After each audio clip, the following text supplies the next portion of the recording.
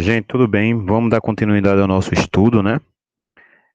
Lá no capítulo 10, página 182, a gente vai trabalhar desenvolvimento embrionário dos animais.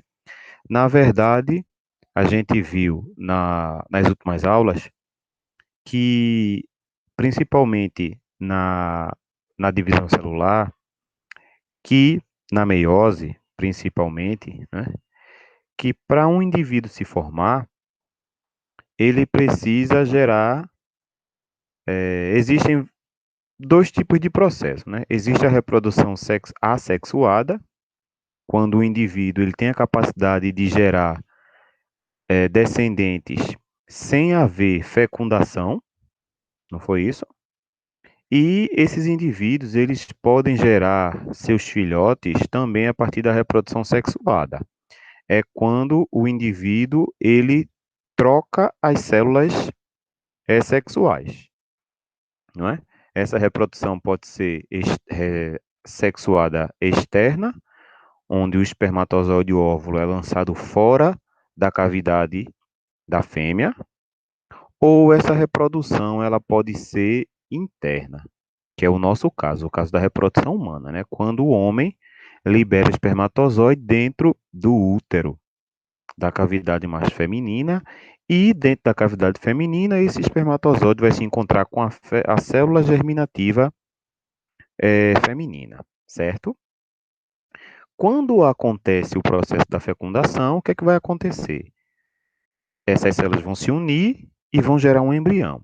E esse embrião vai se desenvolver e vai gerar órgãos, vai gerar membros, vai gerar tudo isso. Então a gente vai ver mais ou menos como é que isso acontece, tá certo? Para a gente ter uma noção, certo? Então, capítulo 10, desenvolvimento embrionário animal. Eu vou espelhar o slide aqui para a gente poder dar uma olhadinha, tá certo?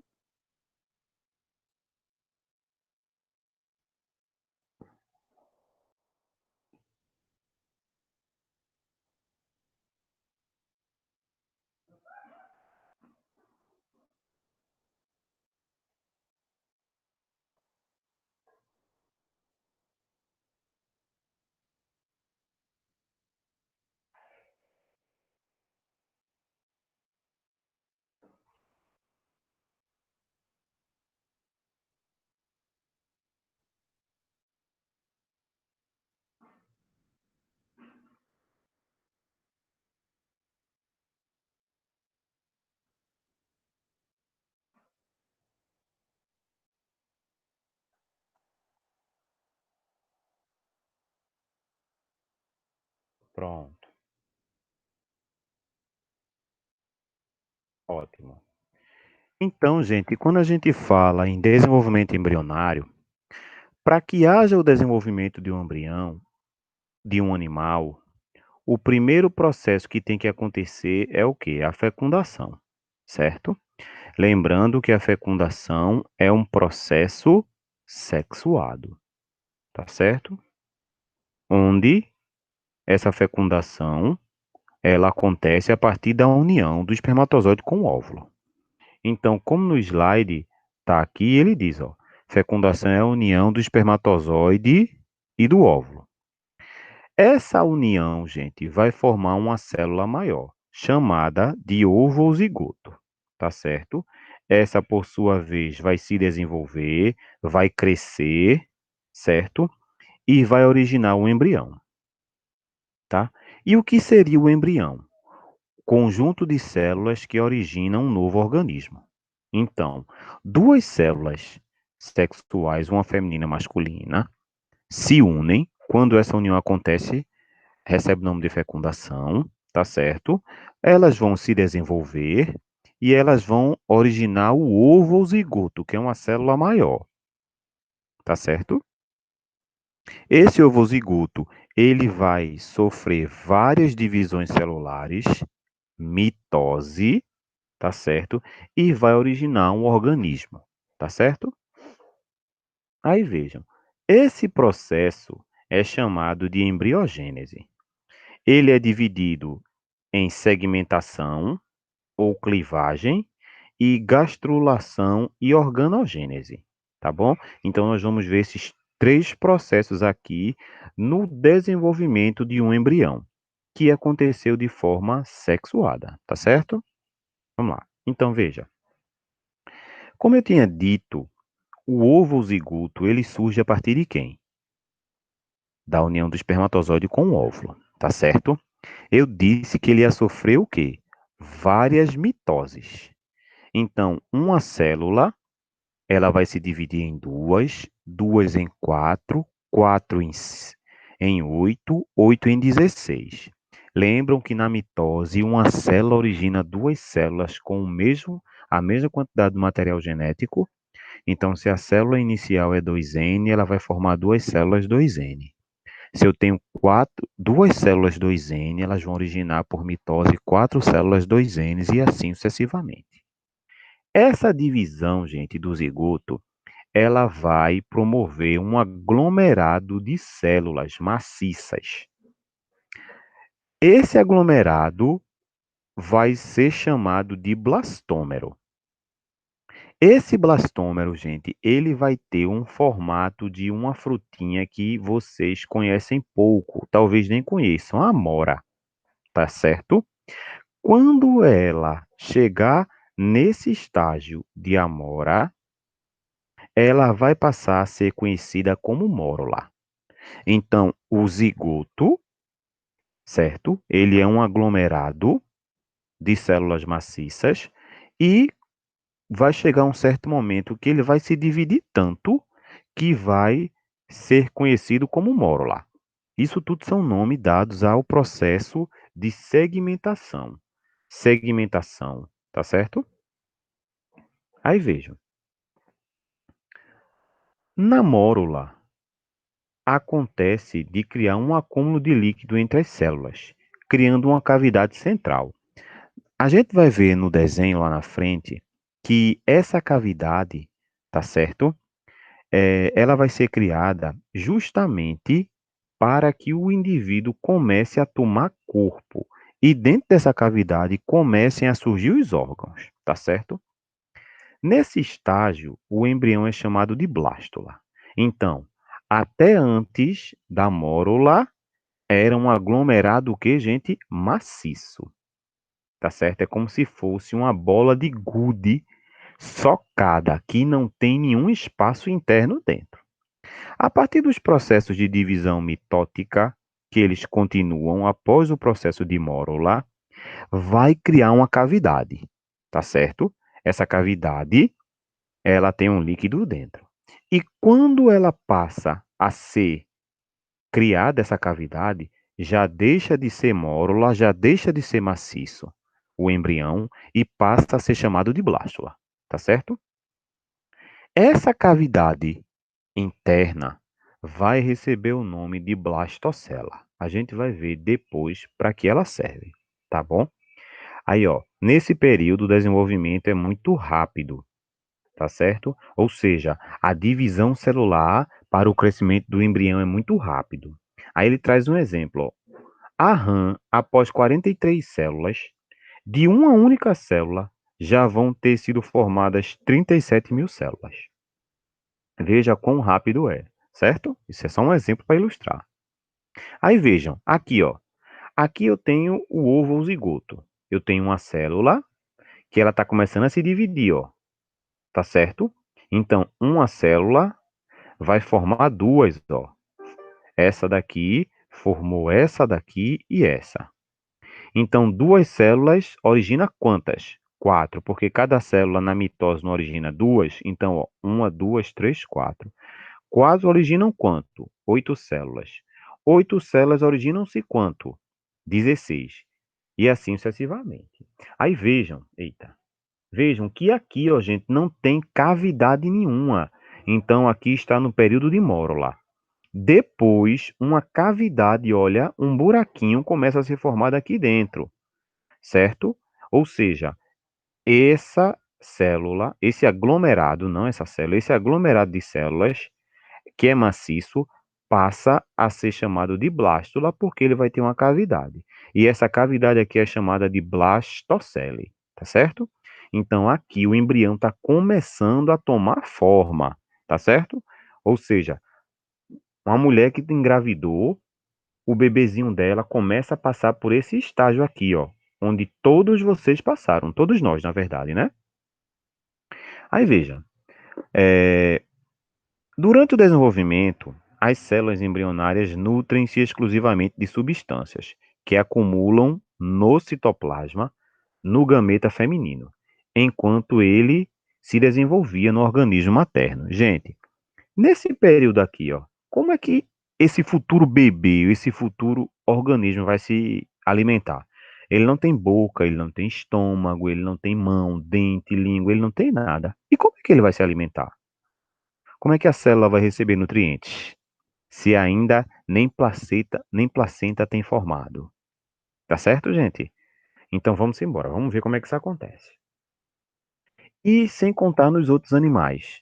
Num sapo, por exemplo, né? Numa cobra, dentro do ovinho dela, como é que aquele animal vai se nutrir ali dentro? Numa tartaruga, dentro do ovo, como ele vai se nutrir? Então vamos ver.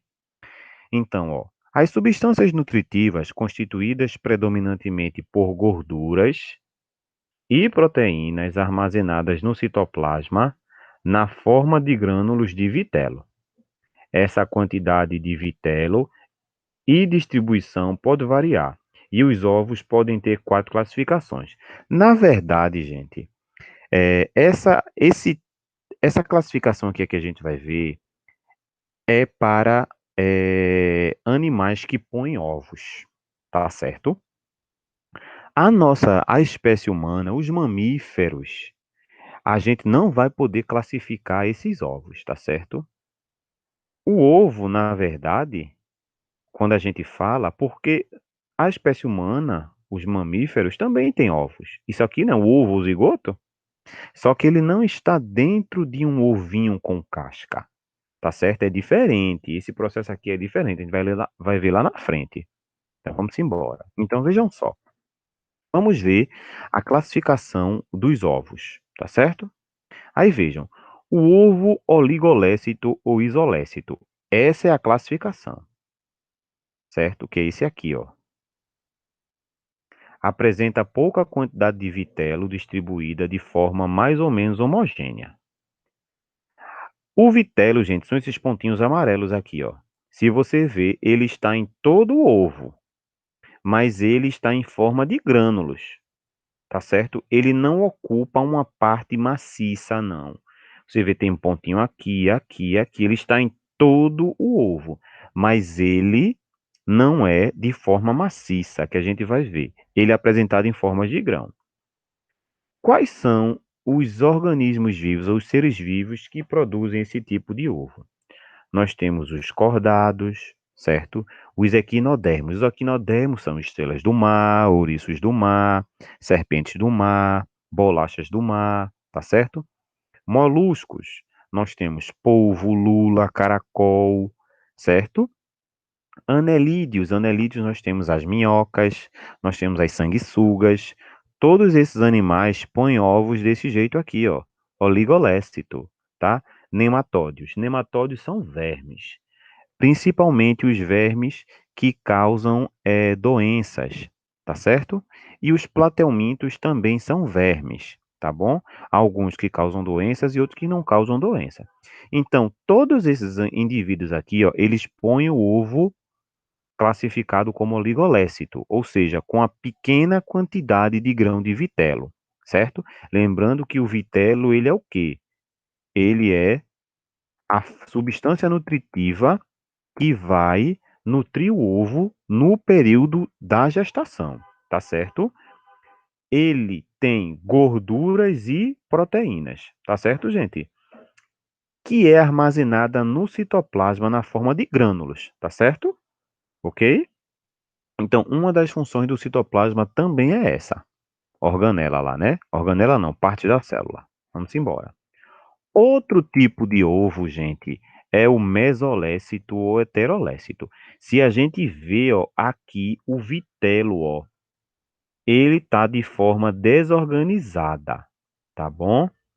Mas já tem uma quantidade relativamente grande. Se a gente vê, ó, essa parte amarelona, tudo isso é vitelo. Diferente daqui, que são pontinhos, né? Só que aqui tem uma distribuição melhor, quase todo ovo tem, não é isso, gente? Basicamente. Aqui não. Essa parte aqui, ó, não tem vitelo. Só tem essa daqui. Então, é, quantidade relativamente grande de vitelo distribuída de forma desigual. Característico dos anfíbios. Vejam, distribuído bem desigual, né? Aqui, ó, no polo vegetativo, tá mais nessa parte aqui, ó, a concentração do que aqui, ó. Tá certo? Anfíbios. Quais são os animais anfíbios, gente?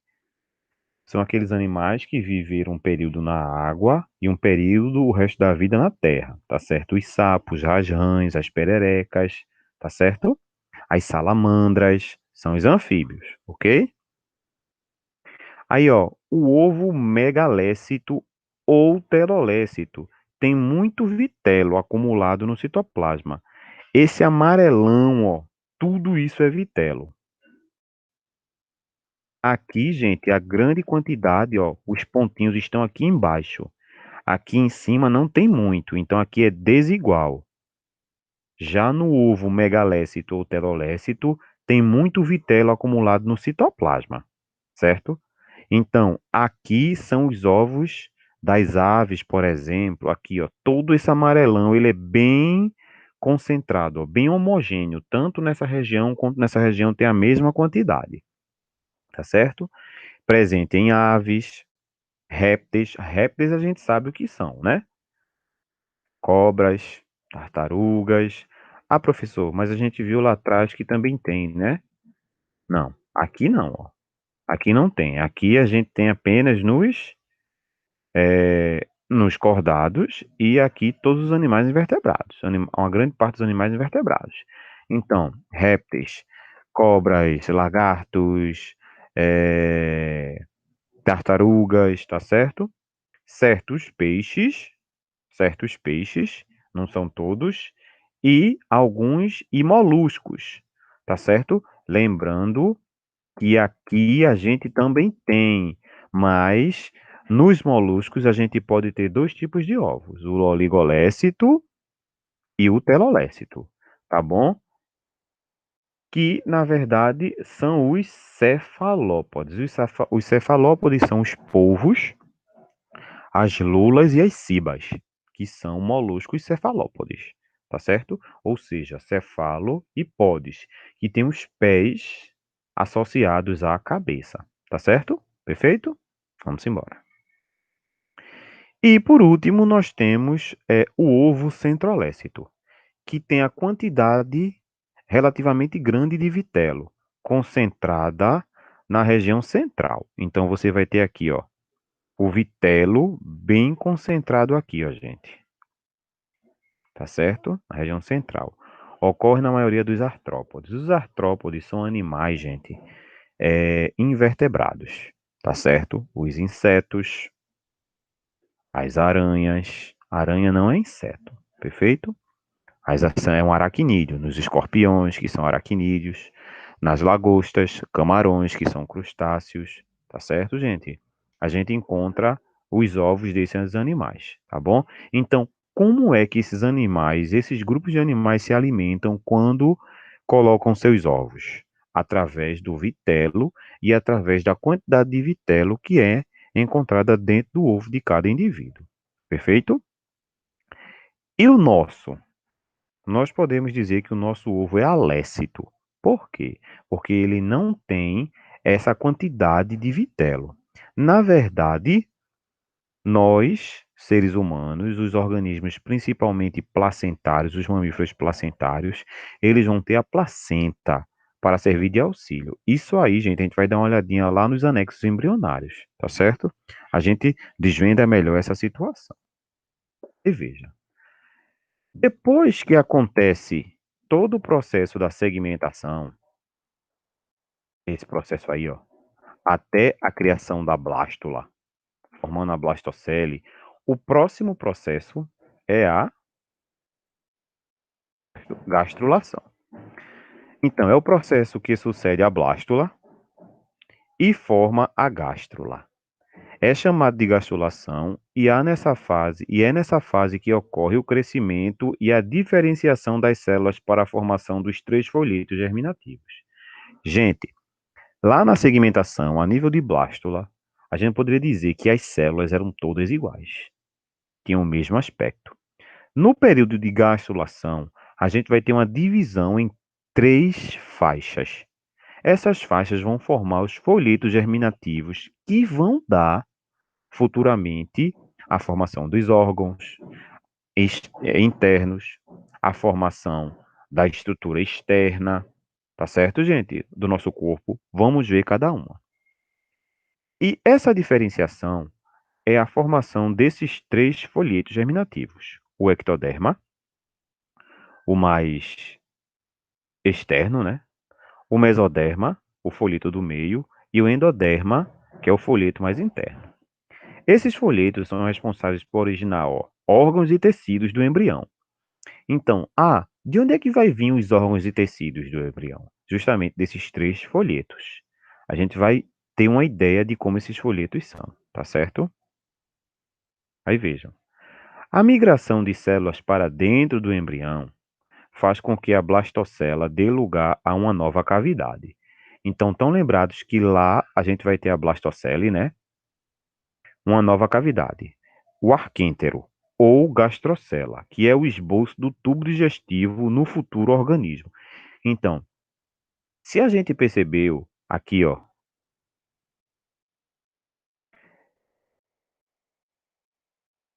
já tem uma cavidade. O restante das células vão migrar para dentro e essa abertura ela vai aumentar, gerando a gastrocela, tá certo? Que é justamente o quê? Que é justamente a estrutura que vai dar lugar ao tubo digestório, né? Ou seja, o tubo digestório é aquele tubo que começa na boca e termina no ânus. Tá certo, gente? É a entrada do alimento e a saída do que não foi aproveitado. Tá bom? Então vamos olhar. Aí vejam. É,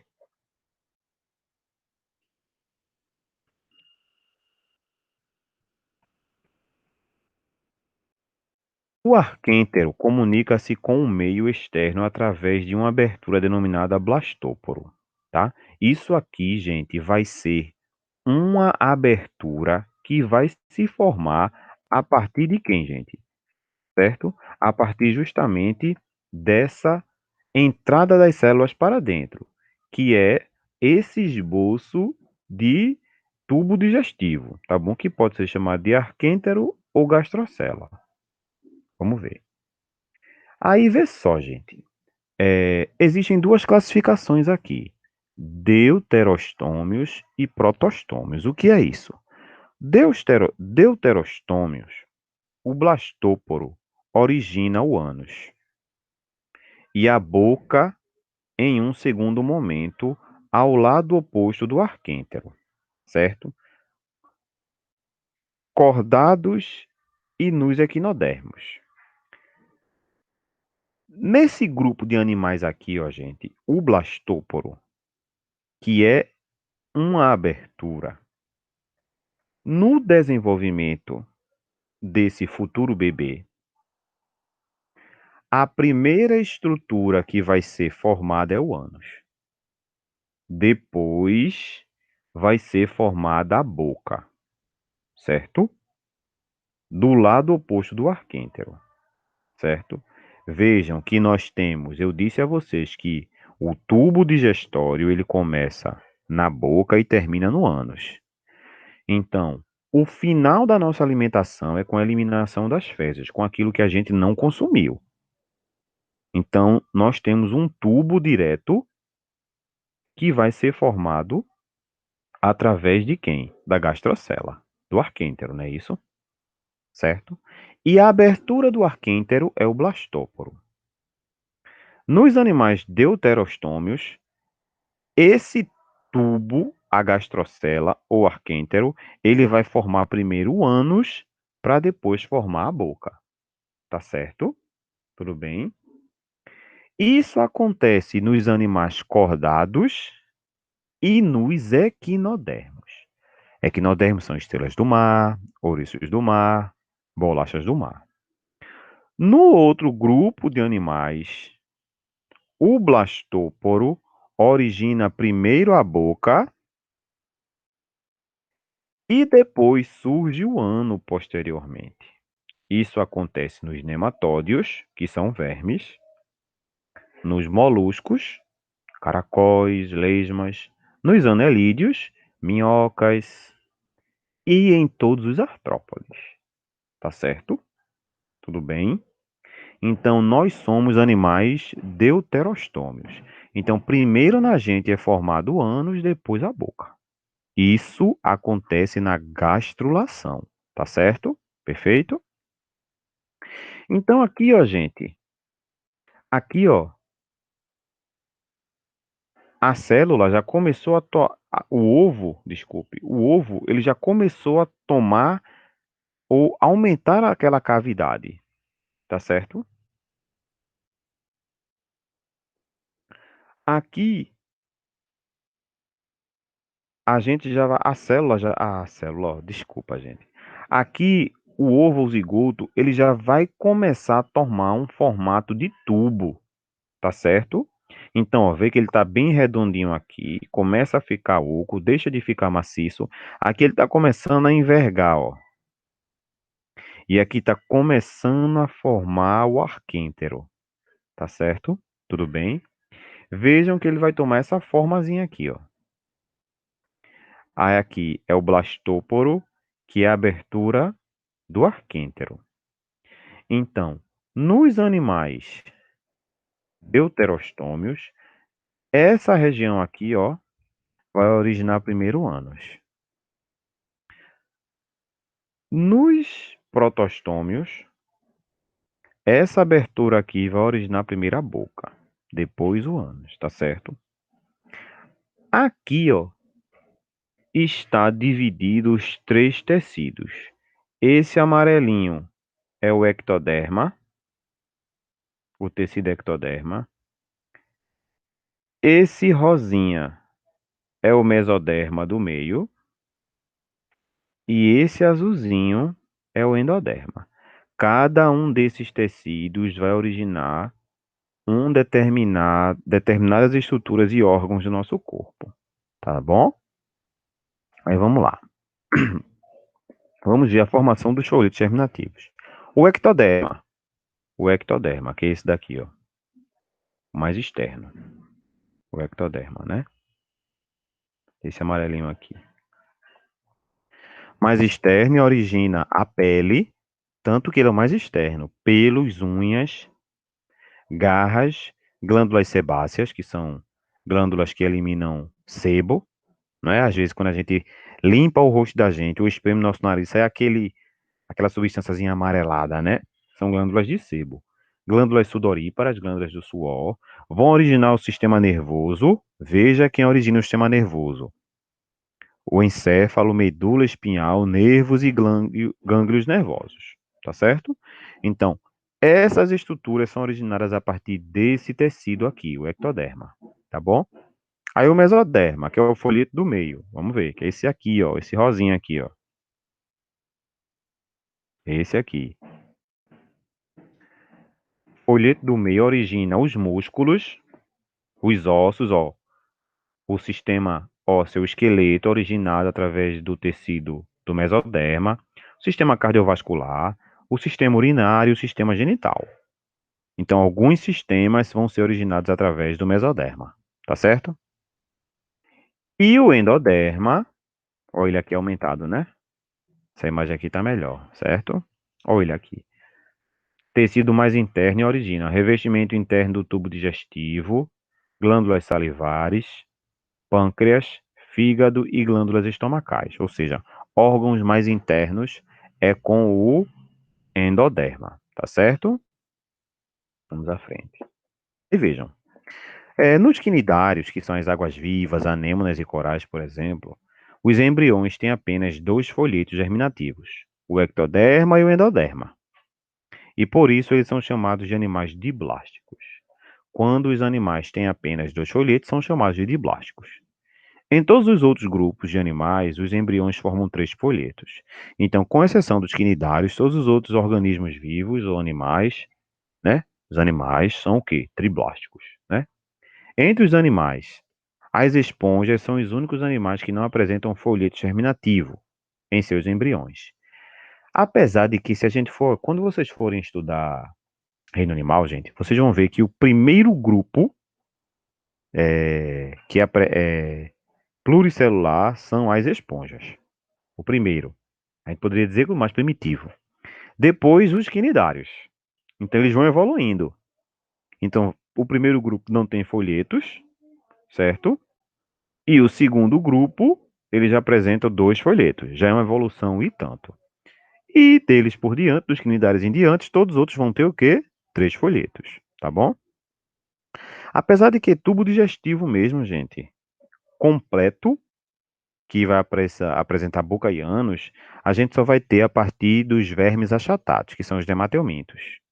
Até os vermes plateumintos, tá? Não tem tubo digestivo completo. Só tem boca. Tudo que entra pela boca sai pela boca, tá bom? Diferentemente da gente. Todo alimento que entra pela boca vai sair pelo ânus, perfeito? Aí já é tubo digestivo completo.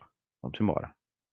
Aí vejam, depois que há o processo de segmentação, acontece o processo de gastrulação, que é justamente todo esse desenvolvimento. Formação do folheto germinativo, né? Os três folhetos, desenvolvimento dos órgãos. A última fase, gente, da formação é a neurulação. É o processo em que a placa neural e as pregas neurais são formadas. E o fechamento que forma o tubo neural. Nesse processo, o embrião pode ser chamado de neurula, tá? Ao mesmo tempo que o tubo nervoso se diferencia, ocorre a formação da notocorda, tá certo, gente? Que é uma estrutura que não vai ter muita importância. Ah, ela vai formar a nossa coluna vertebral? Não. Quem vai formar o esqueleto, a gente viu que é quem? O mesoderma. Tá certo, gente? Agora, ela tem suas funções, a notocorda, tá certo? Aqui, o processo de neurulação, certo, gente? É onde vai acontecer a formação do tubo neural, como a gente tá vendo aqui, ó. Se a gente for ver, formação do tubo neural. Aqui é a notocorda, que ela se perde, tá? Aqui são os tecidos, né? Mesoderma, endoderma, o arquêntero aqui, ó. Tá certo? Ok? Todas as cavidades encontradas dentro são chamadas de celoma, tá bom? E a neurulação, na verdade, é o processo que a gente pode entender justamente como a formação da placa neural, a estrutura nervosa sendo finalizada, que seria justamente a fase já final de desenvolvimento do embrião. Tudo bem, gente? Então, para o desenvolvimento do embrião, a gente tem essas três fases: a segmentação, a gastrulação e a neurulação. Perfeito? Vamos à frente. Para a gente finalizar esse capítulo, a gente vai falar dos anexos embrionários. O que são os anexos embrionários? São estruturas que derivam dos folhetos germinativos do embrião, mas que não fazem parte do corpo desse embrião. Eles vão ser necessários, gente, justamente para suprir e proteger o embrião. Nos animais placentários, que a placenta é um processo de desenvolvimento,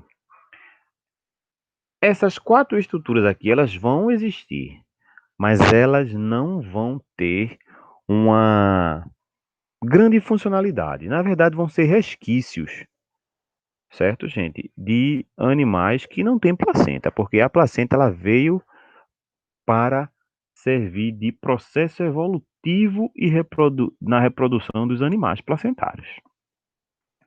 Mas outros grupos de animais que têm ovos, ovos que eu digo com casquinha, né? Eles precisam desses anexos para que possam se desenvolver, seus ovos, tá certo? Então, vai ter a vesícula vitelínica, o saco vitelínico, o âmnio ou bolsa amniótica, o alantóide e o córeo. A gente vai ver a função de cada um desses anexos, perfeito?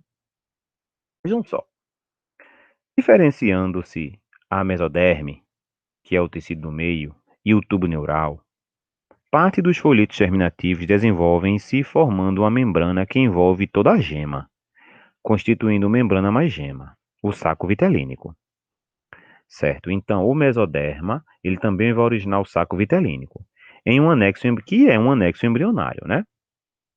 Que permanece ligado ao intestino do embrião, tá certo? À medida que este se desenvolve, há o consumo de vitelo. Lembre que o vitelo ele vai servir para o quê? Nutrir o animal e suprir o alimento para o desenvolvimento do corpo do animal. Consequentemente, o saco vitelínico vai se reduzindo até desaparecer. É bem desenvolvida não somente em peixes, então nos ovos dos peixes, mas também em répteis e aves. Então, nos ovos desses animais, a gente vai ter o saco vitelínico, tá? Os mamíferos possuem vesícula vitelínica reduzida, pois nesses animais, como regra geral, os ovos são pobres em vitelo, tá? Desculpa, gente. A vesícula vitelínica não tem importante significado no processo de nutrição da maioria dos mamíferos. Volto a falar, por causa da placenta e porque o ovo zigoto dos placentários é o que, gente? Alécito, pobre em vitelo, porque a placenta auxilia no processo da nutrição. O âmnio é uma membrana que envolve completamente o embrião, delimitando uma cavidade denominada cavidade amniótica. É como se fosse a bolsa amniótica, né? O líquido amniótico, que guardasse o líquido amniótico. Essa cavidade contém um líquido amniótico, cujas funções são proteger o embrião contra choques mecânicos e dessecação, certo? Ao final do desenvolvimento de répteis e aves, todo o líquido da cavidade amniótica foi absorvido pelo animal. É por isso que quando você quebra o animalzinho lá, ele nasce, ele não tem nenhum líquido dentro, porque ele foi todo absorvido, tá certo? Outro anexo embrionário é o córion, ou serosa. É uma membrana que envolve o embrião e todos os demais anexos embrionários, certo? Então ela vem por fora do âmnio e vem por fora de quem? Do saco vitelínico, não é isso? É o anexo embrionário mais externo ao corpo do embrião. Nos ovos de répteis e nos de aves, por exemplo, essa membrana fica sob a casca, logo abaixo da casca. Nesses animais, o córeo, juntamente com o alantoide, que a gente vai ver o que é, participa dos processos de trocas gasosas entre o embrião e o meio externo. Então, para que o animal possa respirar, tá certo? Ele ajuda nesse processo. O bebezinho lá, né, dentro do ovo. E por último, o alantoide. É um anexo que deriva da porção posterior do intestino do embrião. A função da alantoide nos répteis e nas aves é transferir para o embrião as proteínas presentes na clara, certo? Transferir parte dos sais de cálcio presente na casca para o embrião, que utilizará esses sais na formação do seu esqueleto. Participar das trocas gasosas. O oxigênio passa da câmara de ar para o alantoide e deixe para o embrião, enquanto o CO2 produzido percorre o caminho inverso e armazenar excretas nitrogenados. Gente, nos animais placentários, tudo isso é feito através do cordão umbilical. Todo esse processo que vocês viram nesses 4 anexos embrionários, né? É óbvio que com a exceção de proteção, né? Mas quando a gente fala nessa questão das trocas de material, entrada de oxigênio, saída de CO2, entrada de alimentos, saída de alimentos, saída discreta, tudo isso, gente, vai ser através da placenta, através do cordão umbilical. Só que isso está preso ao útero, né? E esses animais não são uterinos, não têm útero, mas eles precisam de estruturas que realizem as mesmas funções. E essas estruturas são o que, gente? Os anexos embrionários, tá certo? Esses 4 anexos que a gente acabou de ver. Aí a gente tem aqui, ó, a, a cavidade amniótica, certo? O córeo, tá aqui o córeo, tá certo? O alantoide, ó, certo? O saco vitelínico, ok? Aqui ele traz o cordão umbilical, né? Aqui no caso seria de um placentário. Mas só para a gente visualizar os anexos aqui. Perfeito, gente? Tudo bem? Eu acho que a gente encerra por aqui, deixa eu olhar. Pronto. Gente, dá uma lidinha no capítulo 10, uma olhadinha, tá certo? Qualquer dúvida, pergunta lá no grupo ou no próprio Google Sala de Aula, tá certo, gente? Deixa eu encerrar a aula, ok? Para postar depois, tá bom? Um abraço a todos.